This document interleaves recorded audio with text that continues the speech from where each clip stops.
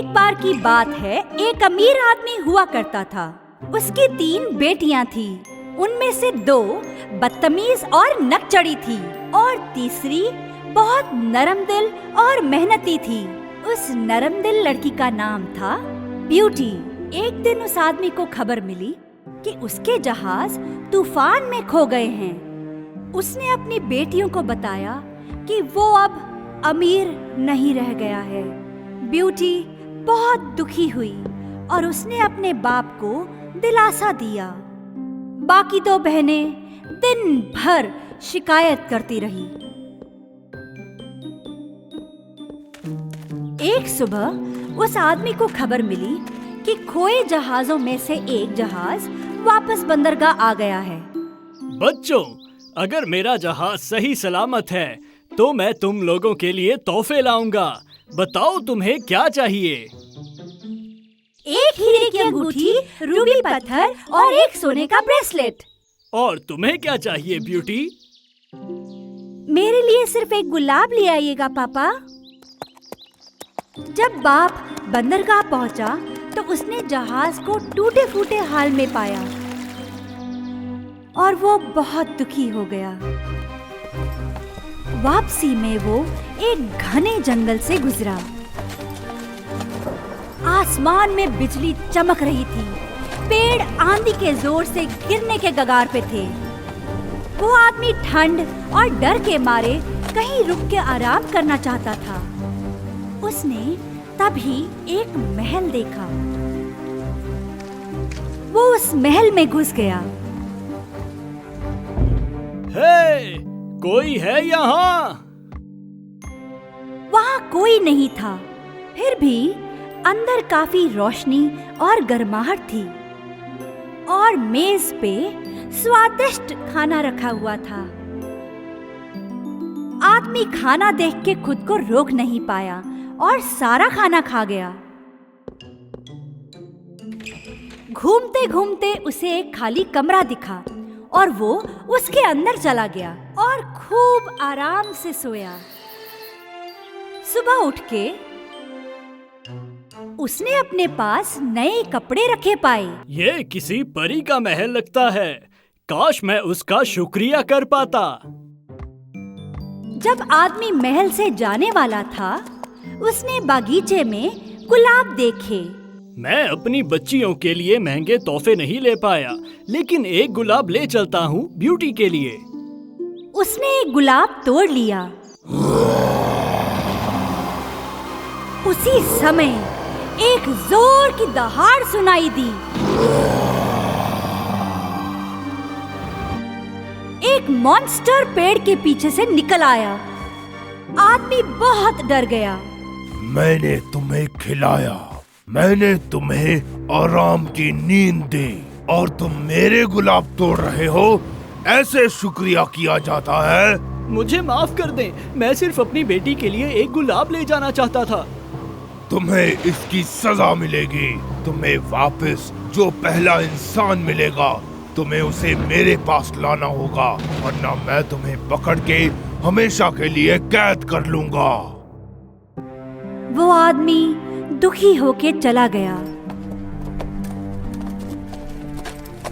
उसे रास्ते भर कोई नहीं मिला और उसने देखा कि ब्यूटी उसका घर पे इंतजार कर रही थी। उसने दुखी होकर सब कहानी सुनाई और उसे बीस्ट की शर्त बताई। ये सुन के बाकी दोनों बहनें ब्यूटी से नाराज हो गई। तुमने अगर गुलाब ना मांगा होता तो ये कभी ना होता। अगर पापा से मिलने वाली पहली इंसान मैं होती तब क्या होता? बीस्ट के पास मुझे जाना पड़ता। अरे नहीं! मुझे माफ कर दे पापा। मैं आपको बचाने के लिए मुझसे जो बन पड़ा करूंगी। वो आदमी ब्यूटी को अपने साथ लेके बीस्ट के महल गया, वादे अनुसार। वो लोग डाइनिंग रूम में घुसे।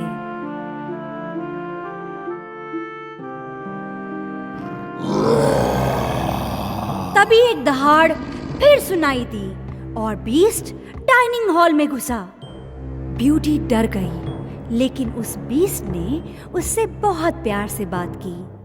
तुम्हारे बाप थोड़ी देर में चले जाएंगे। क्या तुम अपनी मर्जी से यहाँ रहने को तैयार हो? जी, मैं अपनी मर्जी से यहाँ रहने को तैयार हूँ। ब्यूटी ने अपने बाप को गले लगाया और उन्हें घर भेज दिया। फिर वो महल में टहलने लगी। उसने गुलाबों से सजा एक दरवाजा देखा। जानने के लिए वो अंदर घुस गई। वहाँ एक तरफ पियानो और दूसरी तरफ झूला था और एक बड़ी सी किताबों की अलमारी थी जिसमें हजारों किताबें थी। वो उसके सपनों का कमरा था। उसने मेज पे एक चिट्ठी देखी। मेरी रानी, मैं तुम्हें हमेशा खुश देखना चाहता हूँ। तुम्हारी हर बात मेरे सिर आंखों पे है। ब्यूटी अपने बाप को फिर देखना चाहती थी। फिर वो खाने के लिए नीचे गई। थोड़ी देर में बीस्ट भी वहां आ गया। मेरी रानी, क्या मैं आपके साथ खाना खा सकता हूँ? ये महल तुम्हारा है। तुम मुझसे क्यों पूछ रहे हो? नहीं नहीं, तुम यहाँ की मालकिन हो ब्यूटी। तुम चाहो तो मैं चले जाता हूँ। तुम्हें मैं बदसूरत लगता होऊंगा, है ना?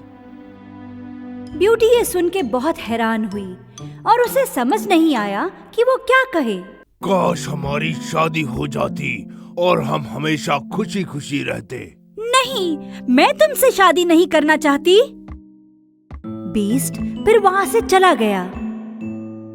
लेकिन वो ब्यूटी के लिए रोज लजीज खाना बनाया करता था और उसके साथ बहुत नरम दिल था। कुछ दिन बाद ब्यूटी को अंदाजा हुआ कि उसे बीस्ट की आदत हो गई है और वो उसके साथ अच्छा वक्त गुजारती है और वो अब बीस्ट से डरती भी नहीं थी। एक दिन ब्यूटी ने कहा कि वो अपने बाप के पास जाना चाहती है क्योंकि उसे उनकी बहुत याद आती है। तुम जा सकती हो, पर तुम्हें वापस आने का वादा करना होगा। मैं वादा करती हूँ, मैं 3 दिन में लौट आऊंगी। तो ये अंगूठी पहन लो। तुम जैसे ही ये अंगूठी उतारोगी, खुद को महल में वापस पाओगी। ब्यूटी अंगूठी पहन के अपने बाप से मिलने चली गई। बाप ब्यूटी को देख के बहुत खुश हुआ और उसकी बहनों को बहुत जलन हुई। तुम्हारी अंगूठी बहुत बदसूरत है और तुम पे अच्छी नहीं लग रही। 3 दिन जल्दी गुजर गए। ब्यूटी वहां चौथे दिन भी रुकी और उसने अपने बाप के साथ मजे किए। लेकिन उस रात उसे बहुत डरावना सपना आया। सपने में बगीचे में बीस्ट दुखी खड़ा था। सुबह उठ के उसे उसकी याद आने लगी। ब्यूटी ने फौरन अंगूठी उतार दी और उसने खुद को अपने महल के कमरे में पाया। वो दौड़ के बगीचे में गई। बीस्ट बगीचे में दुखी और थका पड़ा हुआ था, बिल्कुल जैसा उसने सपने में देखा था। उसने उसके पास आके उसे गले लगा लिया। उठो बीस्ट, उठो। अगर तुम्हें कुछ हो गया तो मैं खुद को कभी माफ नहीं कर पाऊंगी। बीस्ट ने अपनी आंखें खोली। ब्यूटी, मुझे लगा तुम वापस नहीं आओगी। मैं दुख से बीमार और कमजोर हो गया।